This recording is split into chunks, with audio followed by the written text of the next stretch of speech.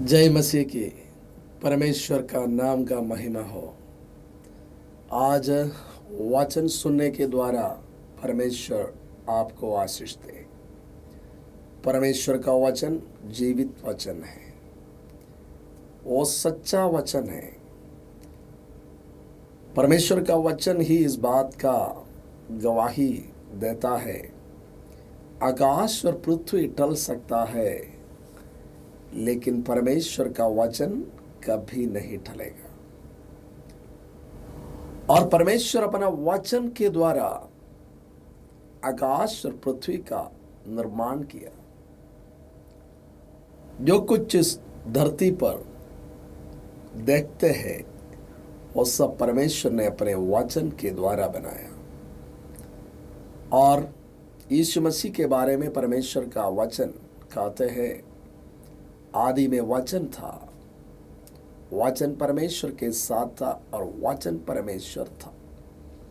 और उसी अध्याय में, यूहन्ना पहला अध्याय में, वचन देहधारी हुआ और हमारे बीच में डेरा किया, वो है प्रभु यीशु मसीह। प्रभु का वचन कहते हैं प्रकाशित वाक्य में, ये जो वचन सुनते हैं, सुनाते हैं, इसका पालन करते हैं, वो आशीषित है। तो ये वचन आपको सांत्वना देने वाला वचन है, आपको आशीष देने वाला वचन है, आपका निराशा में आशा देने वाला वचन है। अगर आप परमेश्वर की ओर से एक वचन के लिए, परमेश्वर की आवाज के लिए अगर आप इंतजार करते हैं, तो प्यारो, आप बिल्कुल इस बात को जान लीजिए, इस वचन के द्वारा परमेश्वर आपसे बात करते हैं। जी हाँ, इसलिए परमेश्वर का वचन सुनना, परमेश्वर का वचन पढ़ना बहुत बहुत जरूरी है और सबसे बड़ी आशीष की बात है। प्रभु का धन्यवाद हो। आज हम परमेश्वर का वचन से मनन करेंगे। यूहन्ना रचित सुसमाचार 14 अध्याय का पहला पद, दूसरा पद, तीसरा पद। वहां पर लिखा है, तुम्हारा मन व्याकुल ना हो, परमेश्वर पर विश्वास रखो और मुझ पर भी विश्वास रखो। मेरे पिता के घर में बहुत से रहने के स्थान हैं, यदि ना होते तो मैं तुमसे कह देता, क्योंकि मैं तुम्हारे लिए जगह तैयार करने जाता हूं। और यदि जाकर तुम्हारे लिए जगह तैयार करूं तो फिर आकर तुम्हें अपने यहां ले जाऊंगा, कि जहां मैं रहूं वहां तुम भी रहो। प्रभु, आपका मधुर वाणी के लिए धन्यवाद। पवित्र आत्मा, हमसे बातें कर यीशु के नाम से। प्यारो, यीशु मसीह की बात है। यीशु मसीह ने कहा है, तुम्हारा मन व्याकुल ना हो। किसका मन व्याकुल ना हो? सबका मन। किसका मन? यीशु मसीह किससे बात कर रहे हैं? यीशु मसीह अपने साथियों से बात कर रहे हैं, अपने साथ चलने वालों से बात कर रहे हैं। क्या आज आप यीशु मसीह के साथ चलते हैं? मैं क्या यीशु मसीह के साथ चलने के लिए योग्य हूं? बिल्कुल। यीशु मसीह सबको बुलाते हैं, वो सबको आपके साथ चलने के लिए, उनके साथ चलने के लिए बुलाते हैं। आप उनके साथ चल सकते हैं। और अगर आप उनके साथ चलते हैं, 2000 साल पहले जब प्रभु यीशु मसीह इस धरती पर थे, आप जानते हैं 33.5 साल प्रभु यीशु मसीह मनुष्य का रूप लेकर स्वर्ग से इस धरती पर आए। यीशु मसीह का आना बड़ा अद्भुत कार्य था। उनका जन्म बड़ा अद्भुत तरीका से हुआ। उनका जीवन पूरा आश्चर्य बातों से भरा हुआ था। उनका मृत्यु, जी उठना, सब जब वो इस धरती पर था, उनके चेले, उनके 12 चेले उनके साथ चलते थे। उनके साथ चलने वालों से प्रभु यीशु कहते हैं, तुम्हारा मन व्याकुल ना हो। यीशु के साथ चलने वालों का मन व्याकुल ना हो। अगर मैं और आप यीशु के साथ चलते हैं, संबंध महत्वपूर्ण है प्यारो। दुनिया का सारा संबंध एक दिन खत्म हो सकता है, खत्म होता है। हम देखते हैं ऐसा चित्र देखे हैं, ये जो बड़ा महामारी के समय में अपने नजदीक लोग, उनसे एक बार अपनी आंखों से नहीं देखते हुए कई लोग दुनिया छोड़कर चले गए।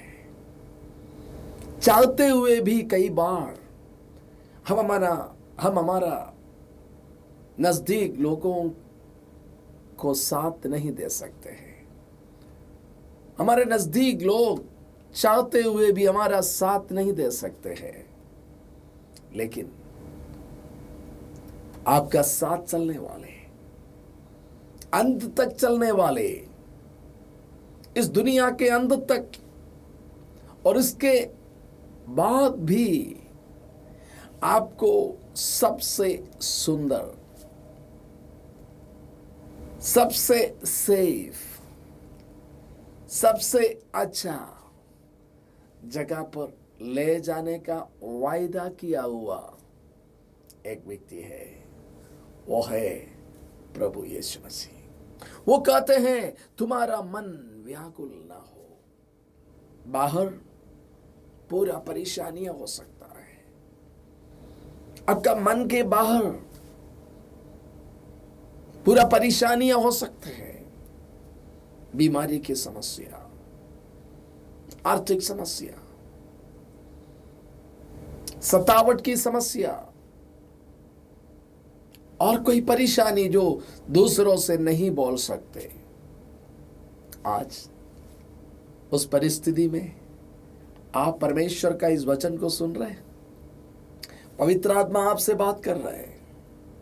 पवित्र आत्मा आपसे व्यक्तिगत रूप से बात कर रहे हैं।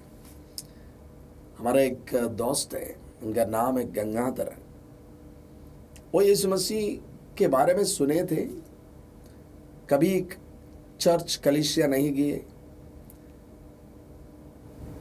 उनके साथ कोई ऐसा रिश्ता नहीं था, लेकिन टेलीविजन में वो सुनते थे, समय मिलते तो सुनते थे। एक बार इसी प्रकार वो अपना सोफा में, कुर्सी में बैठकर घर पे यीशु मसीह का वचन इसी प्रकार सुन रहा था, टेलीविजन से सुन रहे थे।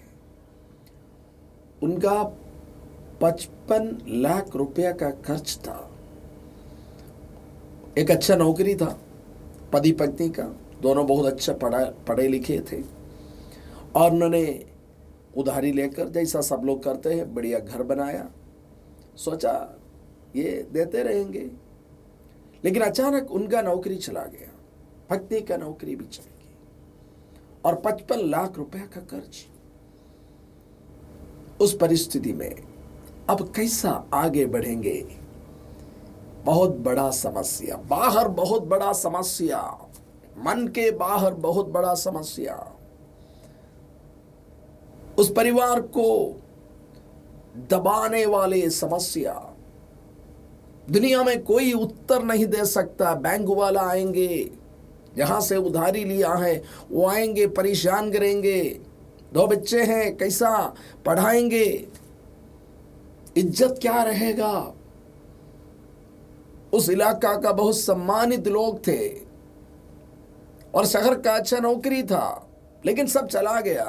अब क्या होगा? किसकी ओर देखेंगे? बहुत ईश्वरों को जानते हैं, लेकिन किससे पूछेंगे? इस सवाल का उत्तर इस परिस्थिति में मदद करने वाला किसी को नहीं जानते हैं। परेशान होकर, बेचैन होकर अनसर्टनिटी, पता नहीं क्या होगा कल, कहां से उत्तर आएगा, समस्या का क्या निदान है, क्या कोई है मदद करने वाले, परेशान। आपका जीवन में कभी ऐसा हुआ होगा? आपका जीवन में हो सकते है अभी ऐसा हो रहा होगा। क्या ये सब मैं सुन रहा हूं सच है? प्यारो सुनिएगा, उन्होंने अपना कहानी बताते हैं। निराशा की परिस्थिति में उन्होंने बैठकर ऐसा टेलीविजन में प्रोग्राम देख रहा था।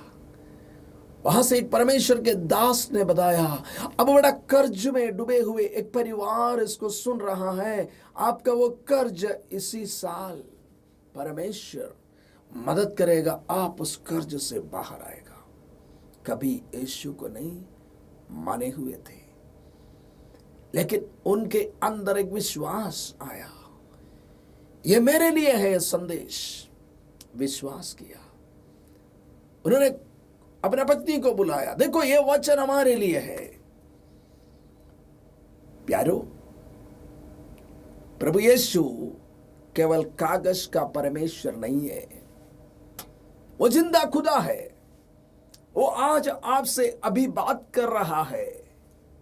जी हां, आपका नाम वो जानते हैं। आप आपकी मां की कोख में, पेट में जन्म लेने से पहले वो आपको जानते हैं।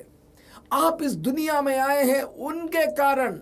जी हां, मेरा माता पिता के कारण नहीं, उससे बढ़कर मेरा परमेश्वर, आपका परमेश्वर आपके बारे में जानते हैं, और वो जानते हैं इस दुनिया में आप है सबसे ज्यादा। आपका नाम वो जानते हैं, आपका परिस्थिति को जानते हैं। वो व्यक्ति ने विश्वास किया, यीशु के साथ एक रिश्ता बना दिया, मन में संबंध बना दिया। मेरा दोस्त, वो कहते हैं जैसा उन्होंने वो वचन सुना, जैसा उन्होंने उसको स्वीकार किया, उस साल उस भारी कर्ज से वो बाहर आया। वो समझ गया ये परमेश्वर जीवित है। आज वो परमेश्वर का सेवा करते हैं, बिहार आते हैं, कलीसियाओं में जाकर परमेश्वर का वचन सिखाते हैं। प्यारो, वो परमेश्वर आपका परमेश्वर है। जी हां, तुम्हारा मन व्याकुल ना हो। परिस्थिति का ऊपर, सारे परेशानियों से बढ़कर, जी हां, आपका सहायता करने वाला, आपका परेशानियों का बीच में आपका पास आने वाला। यीशु के चेले लोग नाव में जा रहे थे, बड़ा आंधी आया, तूफान आया। उन्होंने सोचा इस आंधी और तूफान में हम खत्म हो जाएंगे।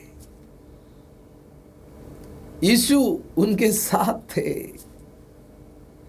लेकिन उन्होंने यीशु को नहीं पुकारा। प्यारो, आप अगर स्वयं परिश्रम कर रहे हैं, आज परमेश्वर का वचन आपसे कहते हैं यीशु का आवाज को सुनने की जरूरत है, यीशु से पुकारने की जरूरत है। यीशु मसीह अपना जीवन का सबसे बड़ा परेशानी के समय में, सबसे बड़ा संकट का समय में, चलो मैं देख लूंगा नहीं बताया। यीशु ने पिता से बात किया गेत्सेमनी में। यीशु ने पिता से बात किया। आज आपको अकेले में इस नाव को उस पार पहुंचाने की जरूरत नहीं है। आपके नाव में है वो जो आपको उस पार पहुंचा सकते हैं। जी हां, उनको थोड़ा पुकारे, उनसे थोड़ा बता दे। वो जानते हैं, फिर भी वो चाहते हैं आपसे सुने। हो सकता है मेरा और आपका जीवन का संकट हमारे सामने का जो संकट, हम उस परमेश्वर की ओर ध्यान देने के लिए, परमेश्वर ने अनुमति देने के कारण क्या ऐसा हुआ है? जी हाँ, इतिहास में कई बार ऐसा हुआ है। जब मनुष्य जिसको परमेश्वर ने बनाया है, जब मनुष्य अपना मनमानी के साथ चला गया, अपना अहंकार में जीवन बिताना शुरू किया, अपना पैसा में भरोसा करना शुरू किया और अपना पाप का जीवन में डूबकर अंधकार में रहने लगा, परमेश्वर ने कई बार कई घटनाओं के द्वारा याद दिलाया। परमेश्वर के लोग इस्राएलियों के बारे में हम देखते हैं, जब उन्होंने पाप में परमेश्वर से दूर चले जाते थे, कई घटनाओं के द्वारा परमेश्वर याद दिलाते थे, वापस आओ। हो सकता है प्यारो, मेरा और आपका जीवन में ये परमेश्वर के पास वापस आने का एक समय, इस समय को खोना नहीं। अगर हमारे चारों ओर बहुत बड़ा परेशानी हम देखते हैं, ये मेरे लिए और आपके लिए एक अवसर है उस जीवित परमेश्वर की ओर वापस आने का, उस परमेश्वर का प्रेम को पहुंचाने का। जी हां, उस परमेश्वर के नजदीक आने का और उनका उस सांत्वना का आवाज सुनने का, उस आवाज जो हमको सांत्वना देता है और हमको एश्योरेंस देता है, हमारा मन में शांति देता है, हमारा मन को काम डाउन करता है, शांत रखता है। क्या है वो आवाज? तुम्हारा मन व्याकुल ना हो।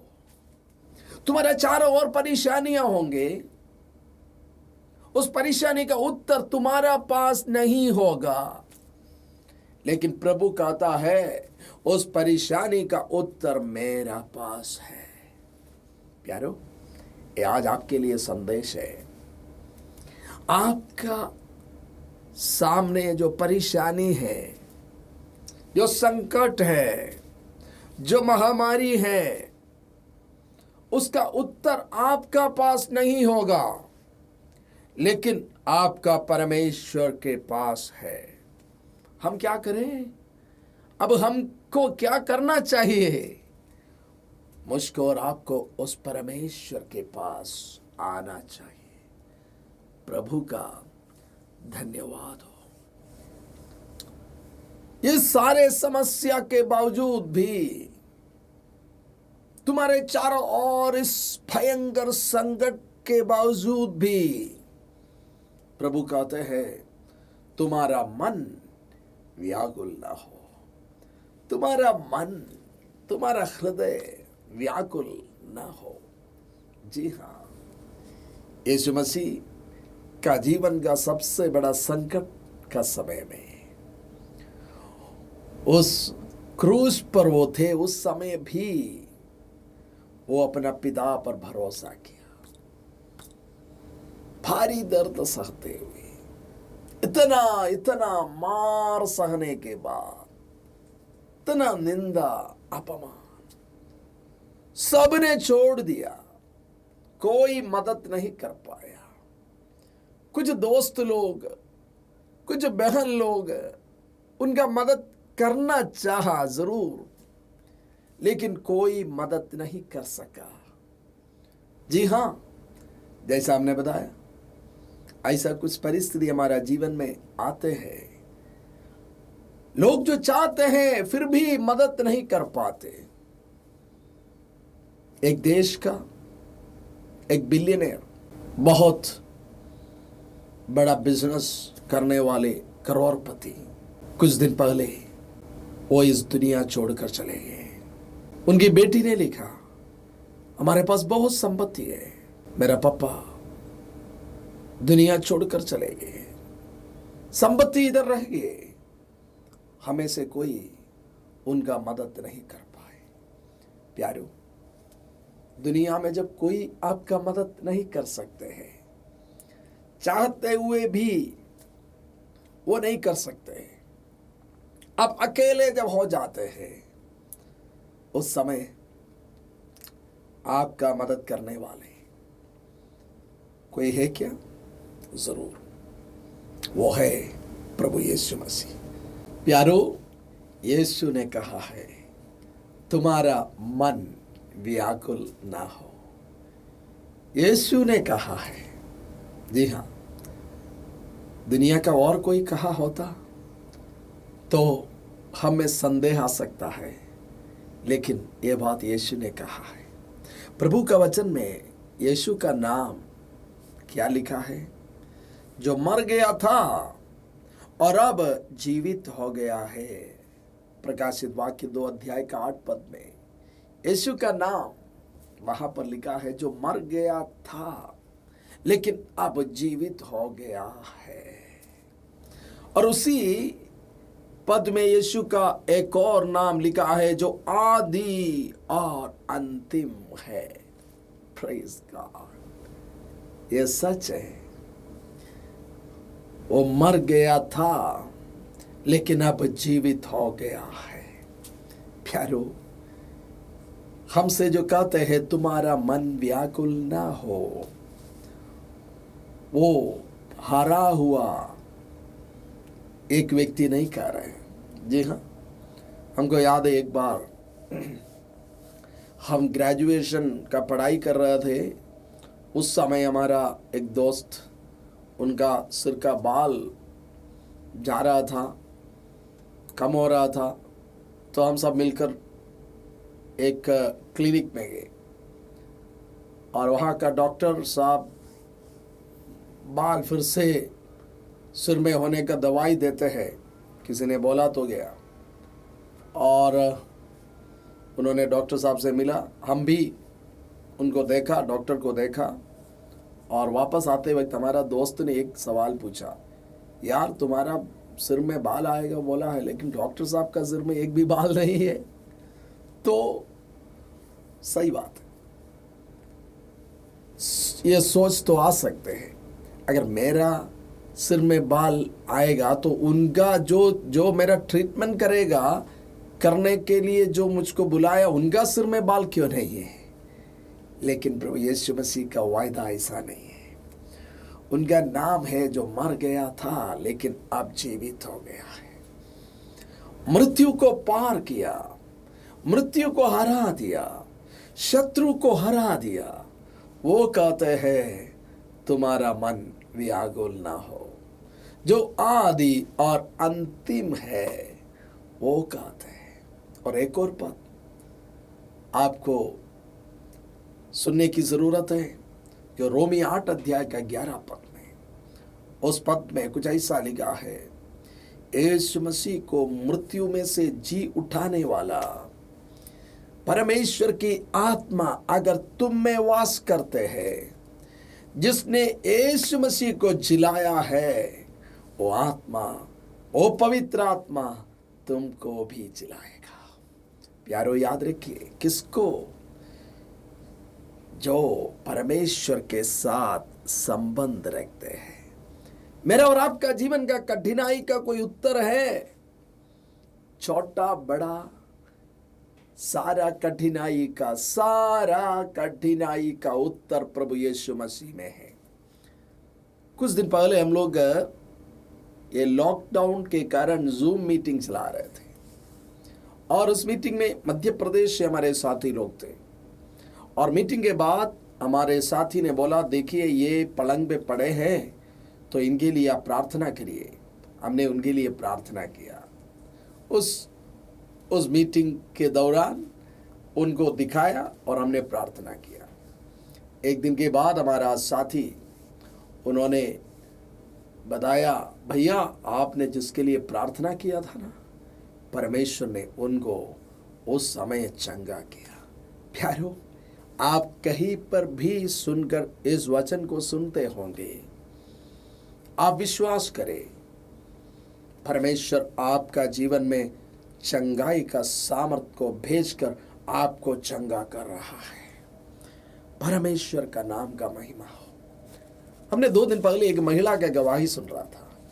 उन्होंने कहा, मैं यीशु मसीह से घृणा करते थे, मैं यीशु मसीह से घृणा करते थे, उनका नाम लेना मुझको पसंद नहीं था। मेरा एक दोस्त थी, वो बोलती थी चलो ना तुम प्रार्थना सभा में जाओ, मुझको बिल्कुल अच्छा नहीं लगता था। मेरी माँ की पेट में बहुत बड़ा ट्यूमर हो गया है। तब मेरी दोस्त ने बोला, मैंने मना किया, हम उनका नाम नहीं लेना चाहते, हमको हमारा तरीका है, बस वो काफ़ी है। लेकिन एक दिन वो जा रही थी तो उन्होंने आवाज़ सुना, तो उस एक घर की बगल से जा रही थी, वहां पर प्रार्थना सभा हो रही थी और उनको ऐसा लगा उधर जाए। उन्होंने उस सभा में जाकर वहां पर बैठ किया, छोटा सा एक घर में छोटा सा प्रार्थना चल रहा था। लेकिन उन्होंने वापस आया, उनका घर में, उनका जीवन में एक शांति आया। उस दिन तक उन्होंने महसूस नहीं किया ऐसा शांति।